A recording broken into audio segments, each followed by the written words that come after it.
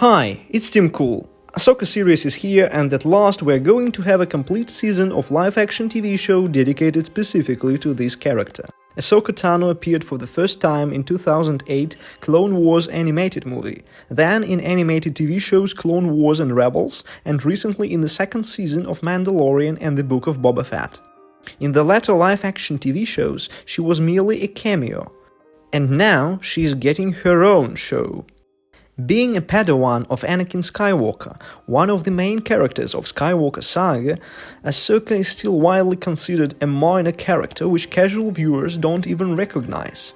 She has in-universe reasons for not being in the center of the story in the prequel and original trilogies, and we still don't know them all. And more. Why was she saved by Ezra during her encounter with Vader? What was Ahsoka doing exactly during the Galactic Civil War? Why wasn't she around? How did she meet Luke? What is her current purpose? How does she view the aftermath of the Empire's collapse? What are her hopes and fears 5 or 7 years after the events of the Return of the Jedi? All those questions won't be that important if Ahsoka's role in the story of Star Wars wasn't crucial. Ahsoka represents the most pivotal themes in the saga and helps us understand them better. And here is why. Ahsoka is the one and only canonical apprentice of Anakin Skywalker or Darth Vader, and by that she is to a certain point a part of his legacy. Ahsoka symbolizes something good he left behind. Anakin made an impact on Ahsoka which made her a better person and gave a better understanding of the Force. She left the Order, she left Anakin, but in the end she still holds to Jedi virtues and Anakin's free-thinking way of life. As an Anakin successor, Ahsoka shadows Luke Skywalker. He's a literal biological successor who has never truly known his father, but tries to be like him, and she's a spiritual successor who was taught by Anakin and who fought side by side with him for 3 disastrous years. What do you do with such legacy? How do you explain to yourself in such circumstances that your path is right and won't lead you to your doom? One thing is to have Darth Vader as an absent father, and the other is to have him as your teacher and mentor. How do we all know that the basis of our personality, of our knowledge, is reliable? These must be some questions Ahsoka might be asking herself after finding out the truth about her master back in the Jedi Temple.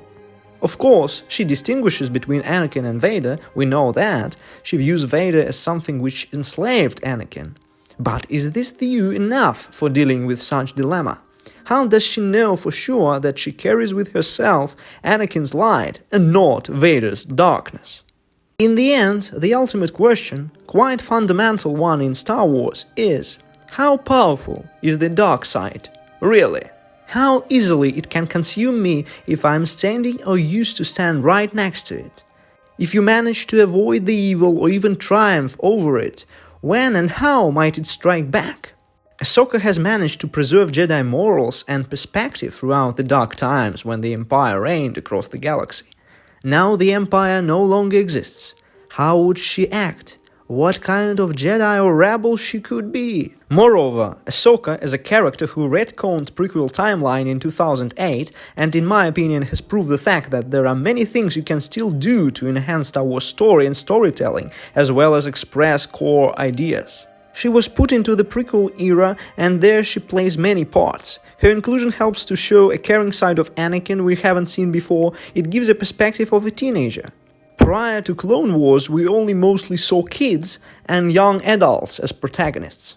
And also, Ahsoka's story helps us understand a little bit more the vices of the Jedi. And also, Ahsoka's story helps us understand a little bit more the vices of the Jedi Order, this iconic and cherished institute. Finally, bearing in mind Mortis and the world between worlds, Ahsoka is one of the central characters in the lore who is directly connected to all this weird Star Wars stuff. So, after the events of the Return of the Jedi, Ahsoka is one of the few characters who is still alive and has lived through quite a few surreal experiences.